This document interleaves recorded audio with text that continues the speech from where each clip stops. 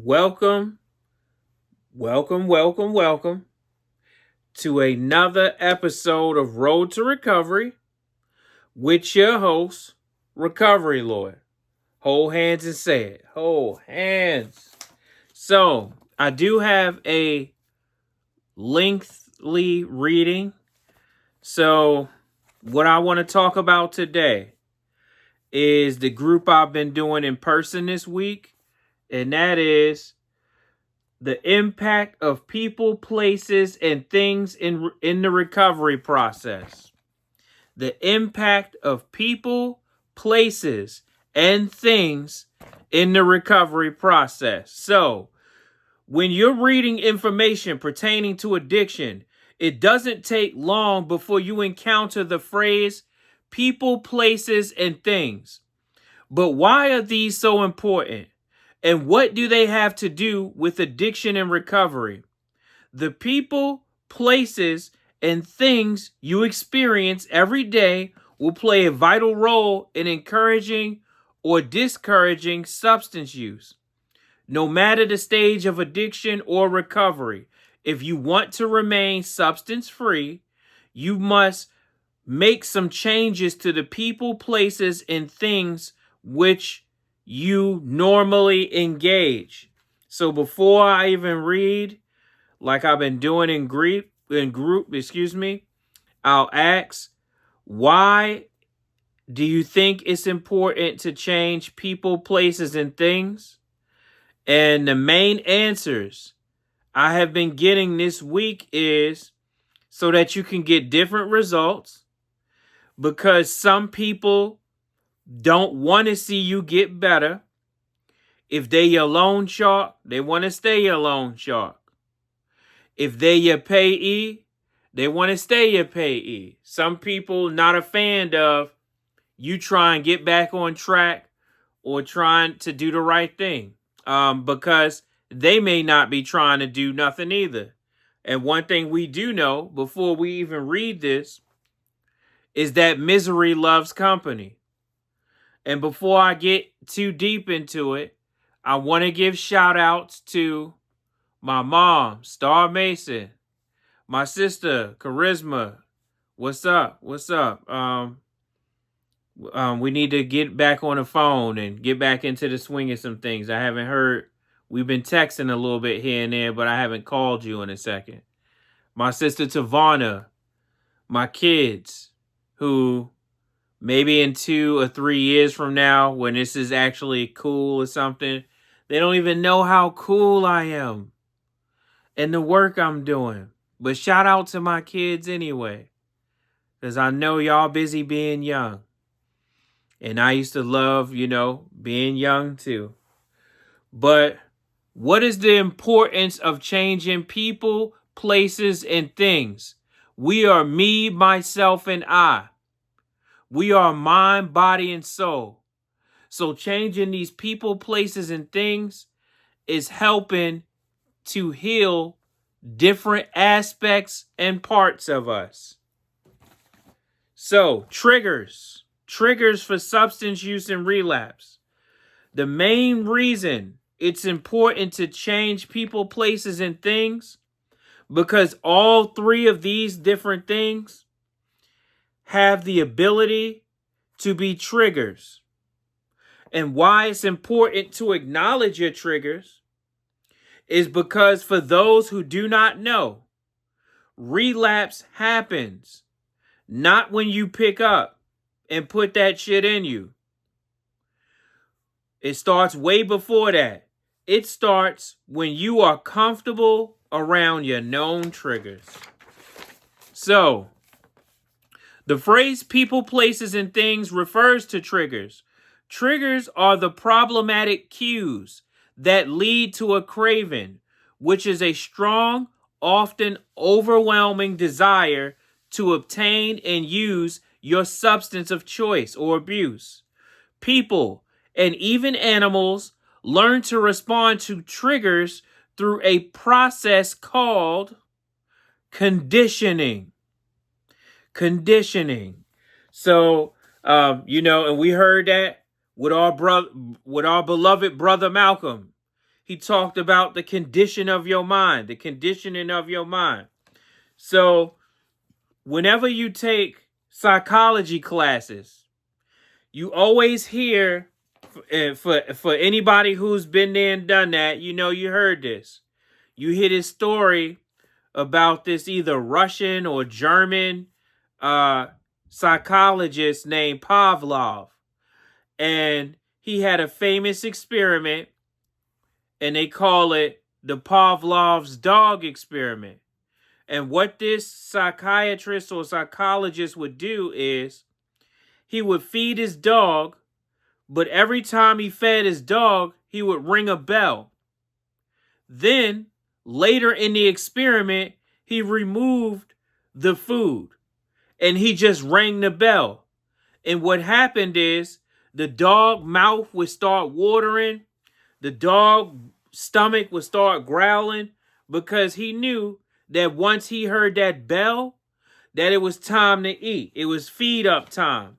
So that's the same way our brains work in conditioning in certain environments, around certain people. When certain conditions present itself, we think it's time to drink.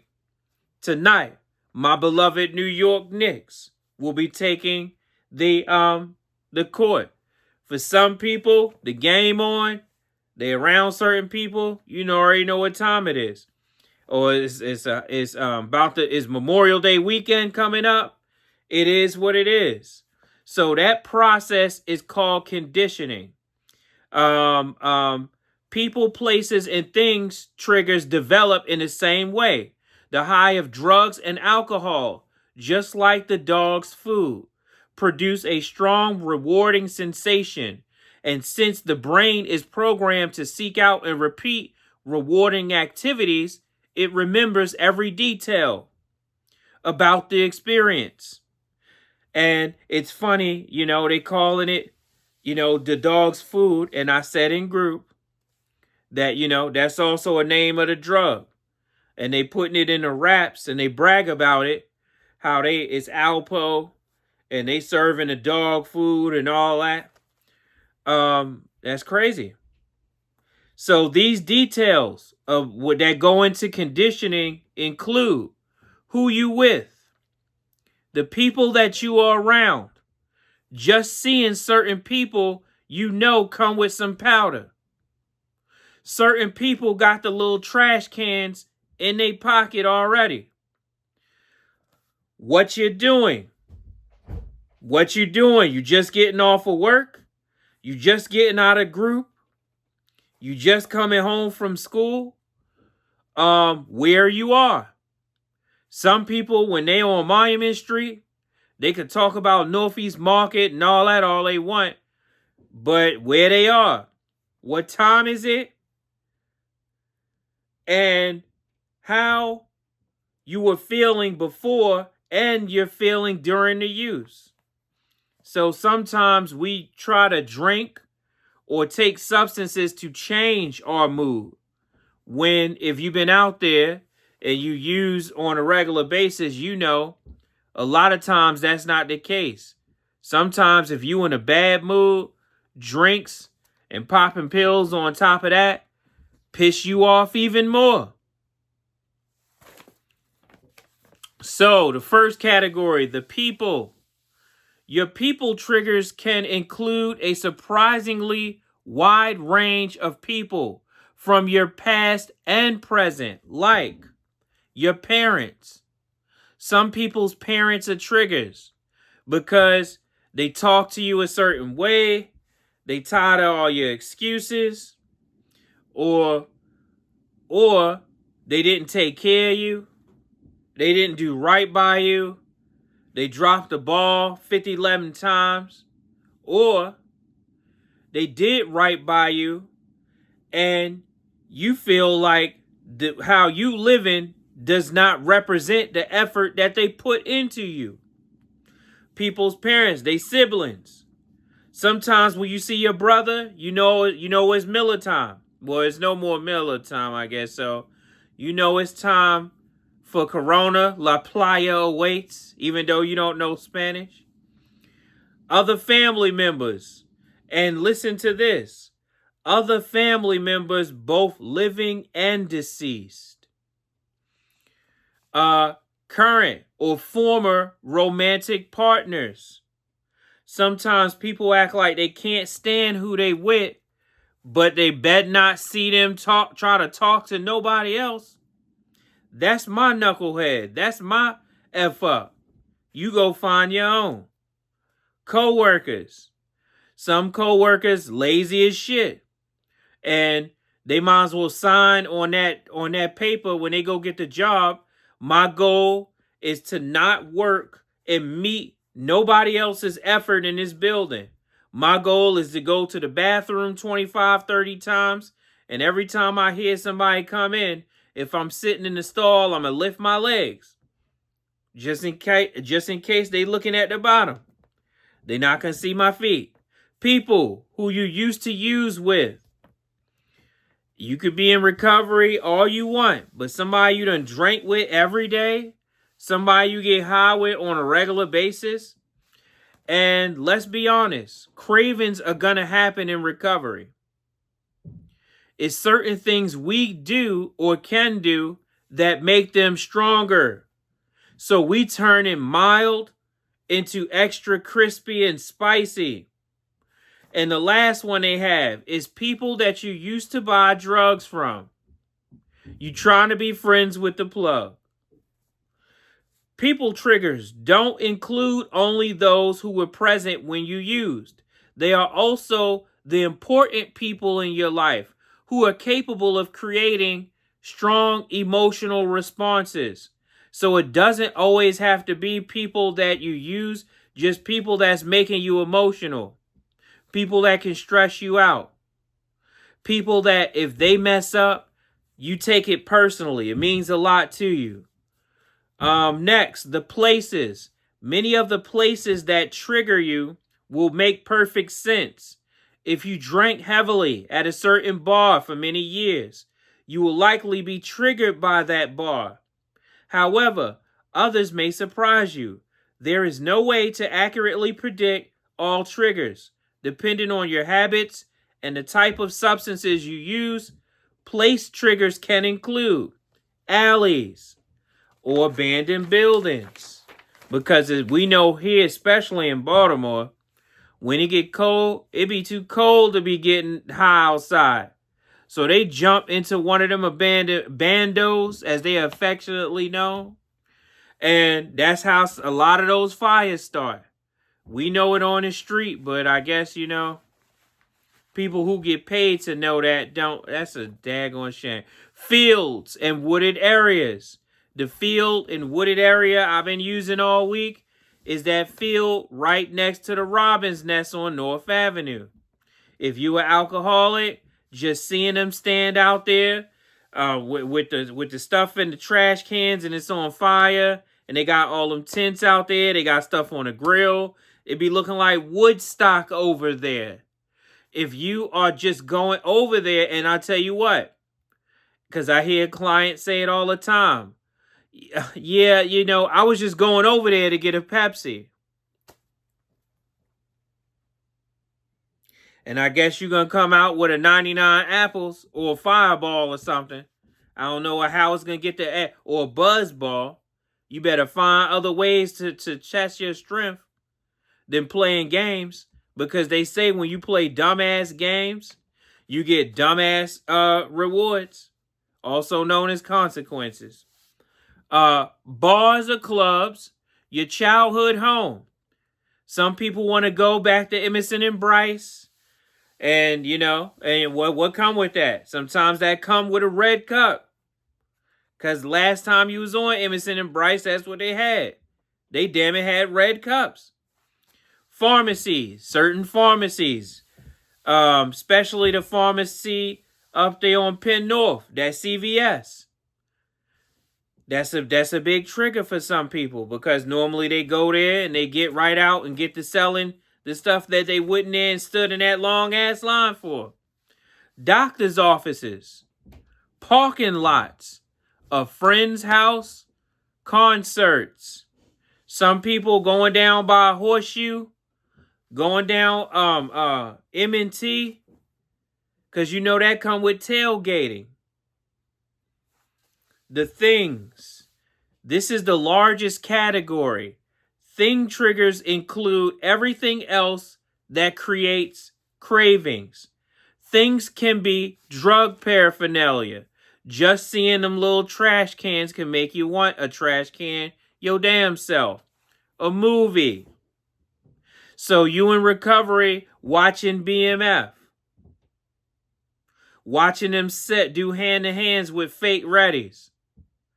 Again, like I said all week in group, you watching Scarface and New Jack City. It don't matter how much I tell you that that's baking soda. The addictive mind is going to say that's China White. And they pushing it to the limit, like I've been saying. What else? So an album. So, R. Kelly, the some of the old joints, the Keith Sweat. Sometimes when people hear that Make It Last, they mouth get the watering. They having flashbacks of when the readying was ready. Well, excuse me, when the ready was readying. Okay. And, whatever else the case may be. Triggers. A certain day of the week. Main day of the week, that's a trigger. Well, 2 days is Friday, and Sabado, Saturday. Or food. For example, Mr. Mason, how is food a trigger? I've been asked that this week. Somebody thought, well, they called me Recovery Lord. You're right. Recovery RL. Recovery Lord. How is food a trigger? If you in Baltimore like I am, then you know this much. Anytime people eat crabs, the number one drink to wash those bad boys down with is a damn beer. Or some wine. Or an alcoholic beverage, period. Matter of fact, most people expect you to steam them in beer also. If you give somebody a pink lemonade or something and they got some crabs, they gonna look at you like you from Delaware. Because everybody else in Baltimore got some damn good sense and they supposed to know better. Thing triggers also include going to a party, seeing the red cups, studying for a test, holidays. This is a holiday weekend. Anniversaries, good and bad. Eating, again, sex. Because a lot of times before we get our groove on, we got to pour libations, not to the ancestors. Getting paid. So a huge trigger is the first of the month. That's when those groups be the lightest of the month.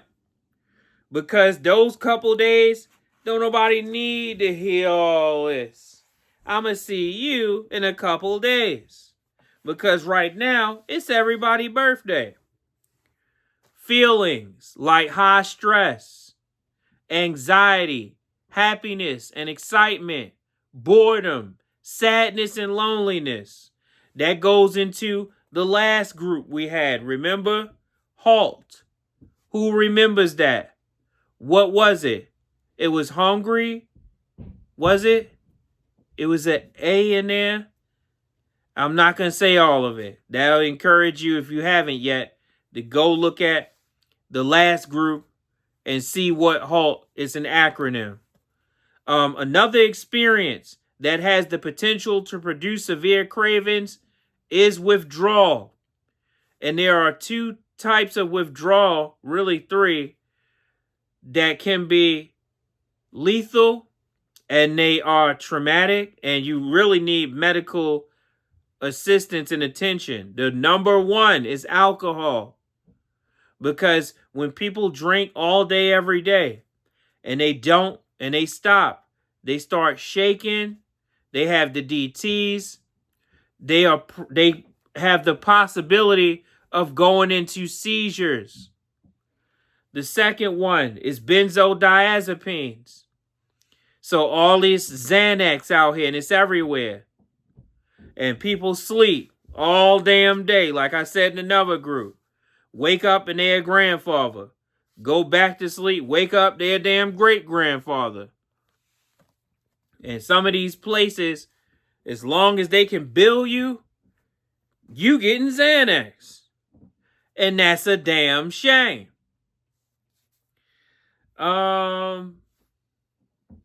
Withdrawal triggers can be intense, but some are uncomfortable and some are life-threatening. So somebody withdrawing from marijuana, that's just uncomfortable. They don't want no banana pudding and, you know, what's going on? They don't want to jump on a game. But again, withdrawing from opiates, that can be life-threatening because that could come with shock when you constantly vomiting, sweating, you losing a lot of fluids. The dangers of triggers and cravings. People, place, and thing triggers pose a real risk. Each time a person consumes a drug, the odds of serious consequences increase.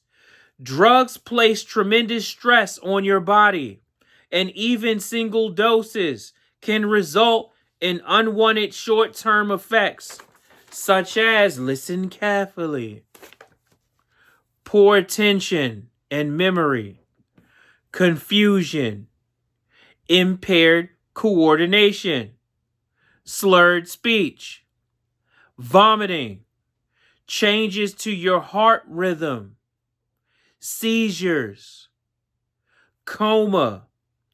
Drugs also affect your judgment and ability to make good decisions, which can lead to injury, legal issues, and other negative consequences.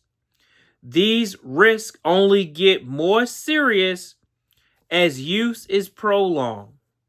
The longer you out there, the harder it is going to be to bring you back, to revive you to factory settings. That's why it's no better time than right now to stop what you're doing, because this is about to ruin the image and the style that you're used to. So these risks only get more serious as use is prolonged, and these risks include heart disease, stroke, cancer, HIV/AIDS, hepatitis, and other liver diseases, lung disease, the emergence or worsening of mental health conditions. The biggest danger of any substance abuse is death from overdose. In 2016 alone, more than 64,000 people died from drug overdose, according to the National Institute of Drug Abuse.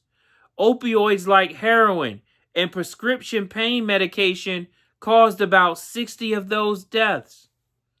So that's more. 64,000 is more than if we were down Camden Yards and it was packed. 64,000 is almost the whole entire M&T Bank Stadium passing out and passing away that's a lot of people. That's a lot. And it becomes so many people that they only looked at as numbers. Their story, name, and memories are forgotten, unfortunately. That's why it's so important for us to get identifying your triggers. Identify your triggers. At the onset of treatment, it will involve creating a working list of your triggers. This list will contain every person, place, and things that you associate with your substance use. The process of creating this list can be stressful and overwhelming, as even thinking about a trigger can create some cravings. But it's important for you to know, because if you already a member, you don't have to remember. Shout out to the beloved Mark. Mark, you were watching this? Abu. Barakat, you gotta be watching this. I heard you watch one. If you watch one, if you dodge the wrench, you can dodge a ball. If you watch one, I'm gonna need you to watch another one, and I'm gonna need you to leave me a comment to let me know that you tuned in. Coping with your triggers. Once your list is established, you can transition to the next stage, finding ways to cope with those triggers. Avoidance. If a person, place, or thing makes you want to use, try to avoid it. Stay away whenever possible. Talk about it. By discussing the triggers when they are present and how they make you feel in a supportive setting, you can begin to take control back from it. Sometimes going to it, they call that exposure. Cravings come and go, and fear only makes them stronger. Rather than seeing triggers as scary, this strategy views triggers and cravings as temporary problems that can be overcome with time and patience. You address your problems, or they gonna address you. Plain and simple. But we going into a holiday, or as some of our beloved master teachers would say, a lot of these holidays are hell of a days for us. And memorialize people that you miss, that are no longer here. I memorialize my sister Kim by the effort that I put into this. I hear her voice, and I can't tell Shepherd Pratt I hear it, because they just gonna give me a pill to make it go away. But this voice motivates me to be bigger, better, and stronger than I thought was even possible. And even people not here, grandparents, things like that, make a commitment to be the person they want you to be. That they put effort into you so that you could be. Instead of us trying to drink in these people's memory. Let's lift ourselves up so high and lift their memory and them up, even though they're not here. Because by us still being here and them meaning something to us, we can still represent them in the best way possible. And with that, I'm going to hold my hands together, because I had a long day. I done scheduled a test so I can remain recovery, Lord. I done been to motor vehicles. I done got Malachi, Davon Lachi Wachi, then got his cake for his birthday. So we're going to hold our hands together, and we're going to say things like, God, grant me the serenity for the things I cannot change, the courage to change the things that I can, and the wisdom to know the difference. Keep coming back. More will be revealed for you, by you, because of you. We pray for the addict who picked up for the first time today. And we pray for the addict who put that stuff down for the last time today. And everyone in between. God bless you guys. And I appreciate y'all rocking with me, rocking with this channel, sharing this with people, subscribing, liking, and leaving comments. And with that, see you next group.